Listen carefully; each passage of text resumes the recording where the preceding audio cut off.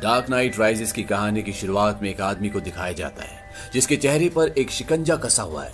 इस आदमी का नाम बेन है और ये अपने प्लान के मुताबिक डॉक्टर फेवल, जो कि एक न्यूक्लियर फिजिसिस्ट हैं, उनको अगवा कर लेता है। बेन बहुत ही खतरनाक होता है क्योंकि कभी वो डार्क ऑफ शैडोज ग्रुप का मेंबर हुआ करता था। ये वही ग्रुप है जिसका लीडर राज़गुल था, जिसे इस कहानी के पहले भाग में बैटमैन ने मार दिया था। और डार्क ऑफ शैडोज वो ग्रुप है जिससे खुद ब्रूस वेन ने ट्रेनिंग ली थी और आगे चलकर वो बैटमैन बन गया। जोकर के साम्राज्य को खत्म हुए पूरे 8 साल हो चुके हैं और अब गौथम शहर में जुर्म का नामो निशान नहीं है। और इस सब के पीछे पूरा गौथम शहर ये जानता है कि हार्वी डेंट का हाथ है। उसी की वजह से आज पूरे गौथम शहर में शांति है। लोग हार्वी डेंट को अपना हीरो मानते हैं और बैटमैन से पूरा गौथम शहर नफरत करता है क्योंकि हार्वी डेंट ने जो भी गलतियां की थी, जो भी गलत काम किए थे, उन सब का इल्जाम बैटमैन ने अपने ऊपर ले लिया था ताकि हार्वी डेंट के ऊपर जो लोगों का भरोसा है वो कायम रहे। और पिछले 8 सालों से बैटमैन को कभी भी किसी ने नहीं देखा, लेकिन इस शहर में सिर्फ एक ही ऐसा इंसान है जो पूरा सच जानता है और उसका नाम है कमिश्नर गॉर्डन, क्योंकि सब कुछ कमिश्नर गॉर्डन की आंखों के सामने हुआ था। और एक समारोह जो वेन कंपनी डेंट की याद में उसके सम्मान में देती है, वहां पर कमिश्नर गॉर्डन सब कुछ सच बताना चाहते हैं कि बैटमैन एक विलेन नहीं बल्कि एक हीरो है और हार्वी डेंट ने जो गलत काम किए थे वो सब के सब बैटमैन ने अपने सिर के ऊपर ले लिए, लेकिन वो ऐसा करने से रुक जाते हैं। इसी समारोह में एक वेट्रेस होती है जिसका नाम होता है सेलिना, और जब वो ब्रूस वेन के कमरे में जाती है जहां पर सिर्फ वही जा सकता है जो उनके लिए खाने पीने का सामान ले जाता है, क्योंकि ब्रूस वेन पिछले 8 सालों से अपने कमरे से बाहर नहीं निकले। उनकी दाढ़ी बड़ी हो चुकी है, उनका शरीर कमजोर है, वो स्टिक के सहारे चलते हैं। और जब वो सेलिना को देखते हैं तो उसके गले में एक हार होता है और ये मोतियों का हार होता है ब्रूस वेन की मॉम का। ब्रूस वेन कहता है कि मैं तुम्हें इसे ले जाने नहीं दे सकता, लेकिन सेलिना उसे गिराकर वहां से भाग जाती है। एल्फ्रेड ब्रूस वेन को बोलता है कि इससे पहले कि वो हार बेच दे हमें उसे पकड़ लेना चाहिए। ब्रूस वेन कहता है कि वो यहाँ पर हार चुराने के लिए नहीं आई थी, उसने हार इसलिए लिया क्योंकि उसे पसंद था। दरअसल वो यहाँ पर मेरे फिंगरप्रिंट्स लेने के लिए आई थी। ये एक बहुत शातिर चोर है जिसने कई चोरियां की है, जालसाजी की है, धोखाधड़ी की है। एल्फ्रेड ब्रूस वेन को समझाता है कि तुम्हें कम से कम घर से बाहर निकलना चाहिए, लेकिन ब्रूस वेन कहता है कि इस दुनिया में मेरे लिए अब कुछ भी नहीं है। दरअसल ब्रूस वेन पिछले 8 सालों से घर से बाहर इसलिए भी नहीं निकला क्योंकि रेचल से वो बहुत प्यार करता था, जिसकी अब मौत हो चुकी है। वहीं दूसरी तरफ सेलिना को दिखाया जाता है कि वो ब्रूस वेन के फिंगरप्रिंट्स का सौदा करने के लिए एक आदमी के पास जाती है, लेकिन वो आदमी उसे धोखा देता है और सेलिना अपनी चालाकी से वहां पर पुलिस को बुला लेती है। सेलिना वहां से भाग जाती है, लेकिन कमिश्नर गॉर्डन को वहां पर उन लोगों द्वारा पकड़ लिया जाता है और उन्हें बेन के पास ले जाया जाता है। बेन ने गौथम शहर के नीचे सुरंगों में अपना अड्डा बनाया होता है, लेकिन कमिश्नर गॉर्डन किसी तरह से वहां से निकल जाते हैं, पर वो अब बहुत बुरी तरह जख्मी है, इसीलिए उन्हें हॉस्पिटल ले जाया जाता है। वहीं एक पुलिस इंस्पेक्टर जिसका नाम जॉन होता है वो ब्रूस वेन के पास जाता है। दरअसल इसका बचपन उस अनाथ आश्रम में गुजरा था जो ब्रूस वेन की कंपनी की चैरिटी पर चलता था, और इस इंस्पेक्टर को यह भी पता होता है कि ब्रूस वेन ही बैटमैन है। दरअसल बचपन में उसे ये बात पता चल चुकी थी। इंस्पेक्टर ब्रूस वेन को बताता है कि अब अनाथ आश्रम नहीं चलता क्योंकि वहां पर कोई चैरिटी नहीं आती, और साथ ही साथ उसे ये भी कहता है कि बैटमैन की गौथम शहर को जरूरत है। इसके बाद इंस्पेक्टर चला जाता है। अब ब्रूस वेन एल्फ्रेड से पूछता है कि अनाथ आश्रम में चैरिटी क्यों नहीं जाती। एल्फ्रेड ब्रूस वेन को बताता है कि अनाथ आश्रम में जो चैरिटी का पैसा जाता था वो वेन कंपनी के प्रॉफिट से जाता था, और जब कंपनी में प्रॉफिट होगा ही नहीं तो पैसा कैसे जाएगा। वेन को यहाँ पर यह पता चलता है कि उसकी कंपनी की हालत बहुत खराब है, और अब वो ये फैसला करता है कि वो अपने घर से बाहर निकलेगा, और वो सबसे पहले हॉस्पिटल में जाता है क्योंकि उसकी नी में प्रॉब्लम होती है। वहां पर डॉक्टर बताता है कि आपके नी में कार्टिलेज है ही नहीं, यानी कि उसकी नी की जो कंडीशन है वो बहुत ज्यादा खराब है, और इसी हॉस्पिटल में कमिश्नर गॉर्डन भी होते हैं। दरअसल इसीलिए ब्रूस वेन यहाँ पर आया होता है और वो कमिश्नर गॉर्डन से मिलने के लिए जाता है, लेकिन वो नकाब से अपने चेहरे को छुपा लेता है क्योंकि कमिश्नर को नहीं पता कि ब्रूस वेन ही बैटमैन है। कमिश्नर गॉर्डन बैटमैन को बताते हैं कि बैटमैन को वापस लौटना होगा क्योंकि अपराध को हमने जहां दफन कर दिया था वहां से अपराध दोबारा पनप रहा है। दरअसल गॉर्डन ने बेसमेंट में अंडरग्राउंड में देख लिया था कि वहां पर पूरी एक गैंग तैयार हो रही है। बैटमैन यानी ब्रूस वेन वहां से चला जाता है और वो एक पार्टी में जाता है। वहां पर सेलिना भी होती है जिसने उसके फिंगरप्रिंट्स उसके घर से चुराए थे, और साथ ही वो नेकलेस भी जो उसकी मॉम का था। यहाँ पर ब्रूस वेन उसके साथ डांस करता है। वो यहाँ पर एक चोरी करने करने के लिए आई है, लेकिन ब्रूस वेन कहता है कि अगर तुमने ऐसा किया तो मैं सबको बता दूंगा कि तुम एक चोर हो। ब्रूस वेन अपनी मॉम का हार उसके गले से उतार लेता है और सलीना वहां से चली जाती है। लेकिन बाद में ब्रूस वेन को पता चलता है दरअसल सलीना हार तो दे गई लेकिन उसकी गाड़ी वहां से ले गई। अब ब्रूस वेन फॉक्स के पास जाता है जिसे उसने वेन कंपनी का सीईओ बना दिया था, और साथ ही साथ फॉक्स ही वो आदमी है जो उसे बैटमैन का सूट और सारे हाईटेक इक्विपमेंट्स दिया करता था। लेकिन अब वो बैटमैन नहीं बनता, साथ ही वो अपनी कंपनी में कभी भी नहीं आता, इसीलिए वो फॉक्स से बहुत सालों बाद मिल रहा है। वो फॉक्स से पूछता है कि हमारी कंपनी इतना लॉस में क्यों चल रही है कि हम एक अनाथ आश्रम में चैरिटी भी नहीं कर सकते। फॉक्स उसे बताता है कि ये सब आपकी वजह से हुआ है। आपने अपनी कंपनी का बहुत सारा पैसा एक प्रोजेक्ट में लगाया था जिस प्रोजेक्ट का नाम है न्यूक्लियर फ्यूजन रिएक्टर, और बाद में आपने उस प्रोजेक्ट को पूरी तरह से बंद कर दिया। और ब्रूस वेन ने ऐसा इसलिए किया था क्योंकि उसे ऐसा लगता था कि इसका गलत इस्तेमाल हो सकता है, और ब्रूस वेन अब भी उस प्रोजेक्ट को शुरू नहीं करना चाहता। फॉक्स यहाँ पर ब्रूस वेन को एक फ्लाइंग ऑब्जेक्ट भी दिखाता है जो उसने बनाया है। वो कहता है कि इसको मैंने नाम दिया है द बैट, लेकिन इसमें ऑटो पायलट नहीं है, यानी कि ये अपने आप नहीं चल सकता। यानी अगर इस फ्लाइंग ऑब्जेक्ट को, इस मशीन को चलाना है तो इसके अंदर किसी न किसी को बैठना होगा। इसके बाद ब्रूस वेन वहां से चला जाता है और वो अपने नी में, जहां पर उसे प्रॉब्लम है जिसकी वजह से वो लंगड़ा के चलता है, वहां पर वो रोबोटिक सपोर्ट लगाता है ताकि वो सीधा चल सके। और साथ ही साथ अब एक बार फिर से 8 सालों के बाद ब्रूस वेन बैटमैन का सूट पहन लेता है। हालांकि एल्फ्रेड नहीं चाहता कि ब्रूस वेन ऐसा करे, क्योंकि एल्फ्रेड जानता है कि ब्रूस वेन अब कमजोर है, वो पहले जैसा नहीं रहा। एल्फ्रेड ब्रूस को बेन के बारे में बताता है। वो कहता है कि इस दुनिया की एक प्राचीन जगह पर एक गहरा कुआं है जहां पर लोगों को मरने के लिए छोड़ दिया जाता है। उस कुएं से कभी कोई नहीं निकल पाता, लेकिन बेन वहां से निकला और इसके बाद वो उस ग्रुप का हिस्सा बना जिस ग्रुप का आप कभी हिस्सा थे, यानी लीग ऑफ शैडोज का। उसको राजल गुल ने ट्रेनिंग दी है, उस इंसान ने जिसने आपको कभी ट्रेनिंग दी थी, यानी कि वो बहुत खतरनाक है। लेकिन बैटमैन एल्फ्रेड की बात नहीं सुनता और वो गॉथम शहर की गलियों में निकल पड़ता है। वहीं ये दिखाया जाता है बेन और उसके आदमी शेयर मार्केट के अंदर घुस जाते हैं और वहां पर ब्रूस वेन के जो उनके पास फिंगरप्रिंट्स होते हैं जो सलीना ने ब्रूस वेन के घर से चुराए थे, वो उन फिंगरप्रिंट्स का इस्तेमाल करके वेन कंपनी के नाम से मार्केट से बहुत ही गलत शेयर्स खरीद लेते हैं, जिससे वेन कंपनी पूरी तरह से डूब जाएगी। लेकिन तभी बाहर पुलिस आ जाती है और वो यहाँ से इंटरनेट का कनेक्शन पूरी तरह से काट देती है। लेकिन मोबाइल का इंटरनेट अभी भी चल रहा होता है, जिससे सारा प्रोसेस बहुत धीमा हो जाता है। बेन और उसके आदमी यहाँ से भाग जाते हैं। बैटमैन बेन की उस आदमी का पीछा करता है जिसके पास वो सिस्टम, वो टैबलेट है जिसके अंदर ये पूरी प्रोसेसिंग चल रही है, जिसमें वो वेन कंपनी के उल्टे सीधे शेयर्स खरीद रहे हैं। लेकिन जब तक बैटमैन उसे पकड़ता है वो प्रोसेसिंग कंप्लीट हो जाती है, यानी कि उन्होंने सारे शेयर्स खरीद लिए हैं। तभी वहां पर पुलिस भी आ जाती है।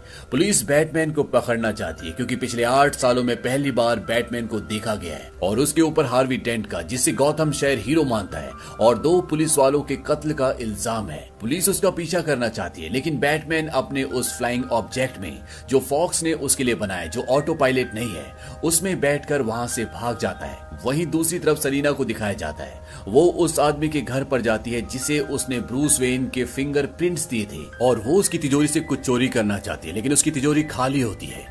दरअसल सलीना ने ब्रूस वेन के फिंगरप्रिंट्स इसलिए चोरी की थे क्योंकि जिस आदमी को वो फिंगरप्रिंट्स दे रही थी उसके पास एक ऐसा सॉफ्टवेयर होता है जिसका नाम होता है क्लीन स्लेट, जिस सॉफ्टवेयर से किसी भी इंसान के पूरे क्रिमिनल रिकॉर्ड्स को पूरी तरह से हटाया जा सकता है। और क्योंकि सलीना का एक लंबा चौड़ा क्रिमिनल रिकॉर्ड होता है, इसीलिए वो अपने क्रिमिनल रिकॉर्ड को हटाना चाहती है और इसीलिए उसने उन्हें फिंगरप्रिंट्स दिए थे। लेकिन वो आदमी बताता है कि ऐसा कोई सॉफ्टवेयर कभी पूरा बना ही नहीं, इस पर काम चल रहा था और मुझे भी ऐसा लगा था कि ऐसा कोई सॉफ्टवेयर बन चुका है। लेकिन बाद में मुझे पता चला कि ये सिर्फ अंडरवर्ल्ड की एक अफवाह थी। ये आदमी जिसने सलीना से झूठ बोलकर ब्रूस वेन के फिंगरप्रिंट्स चोरी करवाए थे, इसका नाम डेगेट होता है और ये बेन के साथ मिला हुआ होता है क्योंकि ये ब्रूस वेन की पूरी कंपनी को हड़पना चाहता है। अब यहाँ पर सलीना डेगेट से बात ही कर रही होती है कि तभी वहां पर डेगेट के काफी सारे लोग आ जाते हैं और इससे पहले कि वो सलीना पर हमला करते, यहाँ पर बैटमैन पहुंच जाता है और वो सलीना को बचा लेता है। अब अगले दिन न्यूज़पेपर में एक खबर आती है कि ब्रूस वेन की कंपनी ने जितने भी शेयर्स मार्केट से खरीदे थे वो सारी कंपनियां रात को 12 बजे डूब गई और अब ब्रूस वेन पूरी तरह से कंगाल हो चुका है और उसे पता है कि ये सब कुछ डेगेट ने करवाया है और वो किसी भी तरह तरह से अपने उस न्यूक्लियर रिएक्टर को जो उसकी कंपनी में है डैगेट के हाथों नहीं लगने देना चाहता। इसीलिए वो मिरांडा नाम की एक लेडी को अपनी कंपनी का सीईओ बना देता है। ये लेडी समाज के लिए बहुत अच्छे काम करती है और साथ ही साथ ये एक कामयाब बिजनेस वुमेन होती है। मिरांडा के सीईओ बनने के बाद डैगेट पूरी तरह से बौखला जाता है क्योंकि ये पोजीशन वो अपने लिए चाहता था और वो बेन के पास जाता है। लेकिन बेन उसे कहता है कि जैसा हमने सोचा था काम बिल्कुल वैसे ही हो रहा है और इसके बाद वो डैगेट को मार देता है। वहीं ब्रूस वेन और मिरांडा, जो कि ब्रूस वेन की कंपनी वेन एंटरप्राइजेस की सीईओ है, ब्रूस वेन और वो एक दूसरे के बहुत करीब आ जाते हैं। लेकिन ब्रूस वेन अब किसी भी तरह से बेन को खत्म करना चाहता है, जिसके लिए उसे सलीना की मदद लेनी पड़ती है क्योंकि सलीना को पता होता है कि बेन का अड्डा कहां पर है और वो बैटमैन बनकर बेन के अड्डे तक पहुंच जाता है, जहां पर बेन और बैटमैन के बीच में एक घमासान लड़ाई होती है। लेकिन बेन बहुत स्ट्रांग होता है, बैटमैन उसके सामने टिक नहीं पाता क्योंकि पिछले 8 सालों से वो एक कमरे में बंद था, वो कमजोर हो चुका है। बेन बैटमैन को ये भी बताता है कि राजल गुल का अधूरा सपना अब वो पूरा करेगा। राजल गुल का सपना था कि वो गौथम शहर को पूरी तरह से नष्ट खत्म कर देना चाहता था और साथ ही साथ बेन को यह भी पता होता है कि ब्रूस वेन ही बैटमैन है। बेन ब्रूस वेन के वो सारे हथियार जो वो बैटमैन बनकर इस्तेमाल करता था, अब उन सब हथियारों पर अपना कब्जा कर लेता है और बैटमैन को बहुत बुरी तरह मारता है, जिससे वो बेहोश हो जाता है।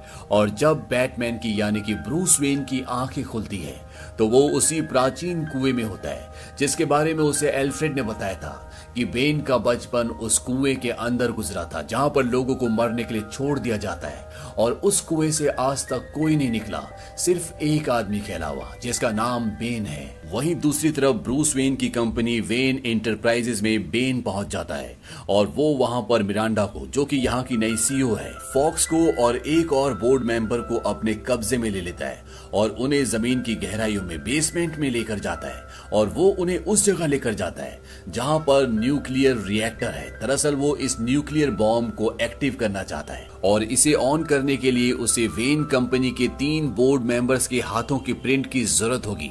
हालांकि पहले फॉक्स ऐसा करने से मना कर देता है, लेकिन जब बेन तीसरे बोर्ड मेंबर को मारने की धमकी देता है तो मिरांडा कहती है कि चाहे तुम कुछ भी कर लो, तुम इसे नहीं रोक सकते, और वो अपने हाथों के प्रिंट को मशीन पर लगाती है। इसके बाद फॉक्स और तीसरा बोर्ड मेंबर भी ऐसे ही करता है, जिससे ये प्रोग्राम शुरू हो जाता है। इस कहानी की शुरुआत में बेन ने एक आदमी को अगवा किया था जिसका नाम पेवेल है और ये वो साइंटिस्ट होता है जिसने इस प्रोग्राम पर काम किया था और सिर्फ यही इस न्यूक्लियर बॉम्ब को एक्टिव कर सकता है। बेन पेवेल को कहता है कि तुम अपने काम पर लग जाओ, यानी कि इस बॉम्ब को एक्टिव करो। वहीं दूसरी तरफ हॉस्पिटल में ये दिखाया जाता है कि कमिश्नर गॉर्डन को जब ये पता चलता है कि बेन ने वेन कंपनी पर कब्जा कर लिया और उसने 3 बोर्ड मेंबर्स को अपने कब्जे में ले रखा है, तो कमिश्नर गॉर्डन ये ऑर्डर देते हैं कि शहर के जितने भी पुलिस वाले हैं उन्हें अंडरग्राउंड सुरंगों में लेकर जाओ और बेन को खदेड़कर बाहर निकालो। लेकिन ये भी बेन की एक चाल होती है। जब शहर के सारे पुलिस वाले उन सुरंगों के अंदर होते हैं तो वहां पर कई ब्लास्ट होते हैं जिससे सब के सब पुलिस वाले उन सुरंगों के अंदर फंस जाते हैं। इसके बाद बेन रग्बी मैच के दौरान बहुत सारे ब्लास्ट करता है ताकि वो अपना संदेश पूरी दुनिया तक पहुंचा सके, क्योंकि ये मैच लाइव चल रहा होता है। सबसे पहले वो वहां पर पेवेल को लाता है। पेवेल सबको बताता है कि न्यूक्लियर बॉम्ब एक्टिव हो चुका है और उसे सिर्फ वही बंद कर सकता है, और ये बोलने के बाद बेन पेवेल को मार देता है। यानी कि अब न्यूक्लियर बॉम्ब को कोई भी रोक नहीं सकता, उसे बंद नहीं किया जा सकता, और साथ ही साथ वो इस शहर के जितने भी मुजरिम होते हैं जो सबके सब एक जेल में होते हैं उन सब को आजाद करवा देता है। और साथ ही साथ बेन यहाँ पर कमिश्नर गॉर्डन का वो लेटर भी पढ़ देता है जो स्पीच वो कभी देना चाहता था। इस लेटर में लिखा होता है कि बैटमैन ने हार्वी डेंट को नहीं मारा, बल्कि हार्वी डेंट ने जितने भी गलत काम किए थे वो सब उसने अपने ऊपर ले लिए।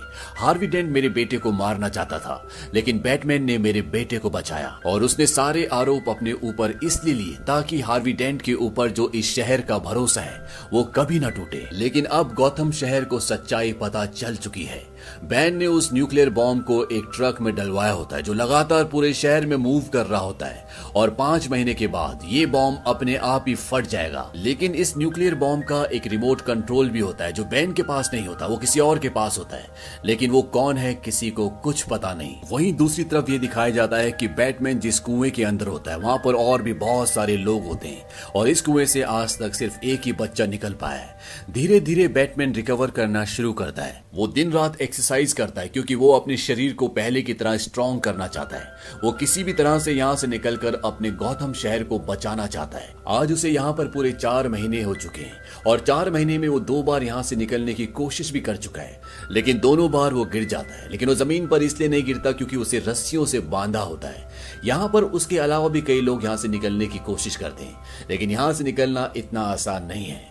तभी वहां पर एक आदमी उसे बताता है कि यहाँ से आज तक एक ही बच्चा निकला और वो यहाँ से इसलिए निकल पाया क्योंकि वो यहीं पैदा हुआ था। जब उसकी मॉम को यहाँ पर छोड़ा गया था तब उसकी मॉम प्रेग्नेंट थी और उसके अंदर मौत का डर नहीं था।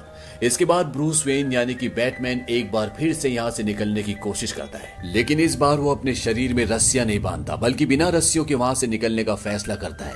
और अगर अब वो गिरा तो इसका मतलब है मौत। बैटमैन धीरे धीरे ऊपर चढ़ना शुरू करता है और जिस जगह से वो हर बार गिर जाता था वो वहां पर एक बार बिना डरे छलांग लगाता है, लेकिन इस बार वो दूसरी तरफ पहुंच जाता है और इस तरह से बैटमैन इस मौत के कुएं से बाहर निकल जाता है।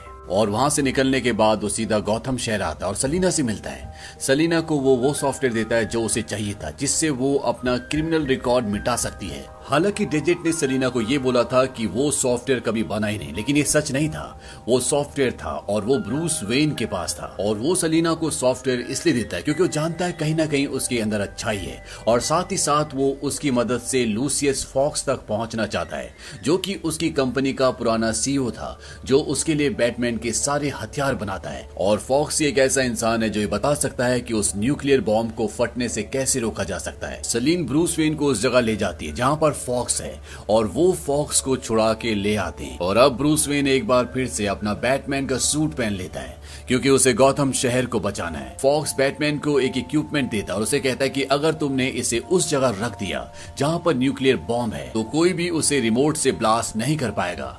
हालांकि 12 घंटे बाद न्यूक्लियर बॉम्ब को पूरे 5 महीने हो जाएंगे और वो अपने आप ही फट जाएगा। बैटमैन उस इक्विपमेंट को लेकर जेम्स गॉर्डन के पास जाता है और वो उसे कहता है कि इसे उस जगह रख देना जहां पर न्यूक्लियर बॉम्ब है। जेम्स गॉर्डन ने, मिरांडा ने और उसकी टीम ने उस ट्रक का पता लगा लिया होता है जिसके अंदर न्यूक्लियर बॉम्ब है और कमिश्नर जेम्स गॉर्डन उस ट्रक की तरफ निकल पड़ता है जो लगातार चल रहा होता है। इसके बाद बैटमैन सलीना के पास जाता है और उसे अपनी बैटमैन की बाइक देता है और उसे कहता है कि शहर की सुरंगें बंद हो चुकी है जिसके अंदर पुलिस वाले फंसे हुए हैं, लेकिन मेरी बाइक की तोपों में इतना बारूद है कि वो उन सुरंगों को खोल देगी।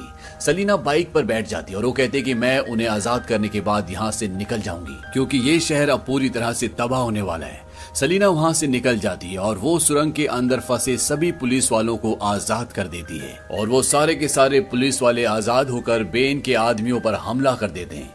यहाँ पर बैटमैन भी पहुंच जाता है और बेन के बीच में और बैटमैन के बीच में लड़ाई होती है, लेकिन अब बैटमैन पहले से बहुत ज्यादा स्ट्रांग है। वो बेन के ऊपर पूरी तरह से हावी हो जाता है और जब इन दोनों के बीच में मुठभेड़ हो रही होती है तभी बेन के मुंह पर जो शिकंजा लगा होता है वो ब्रेक हो जाता है, जिससे बेन को सांस लेने में बहुत तकलीफ हो रही होती है। बैटमैन बेन से पूछता है कि मुझे बताओ कि वो रिमोट कंट्रोल कहाँ है जिससे न्यूक्लियर बॉम्ब फट सकता है।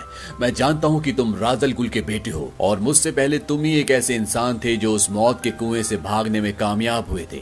दरअसल बैटमैन को उस मौत के कुएं में लोगों ने बताया था कि आज से पहले जो बच्चा यहाँ से भागने में कामयाब हुआ था वो राजल गुल का बेटा था। राजल गुल वो इंसान है जो लीग ऑफ शैडो ग्रुप का लीडर था, जो गौतम शहर को तबाह करना चाहता था और जिसे बैटमैन आज से कई सालों पहले मार चुका है।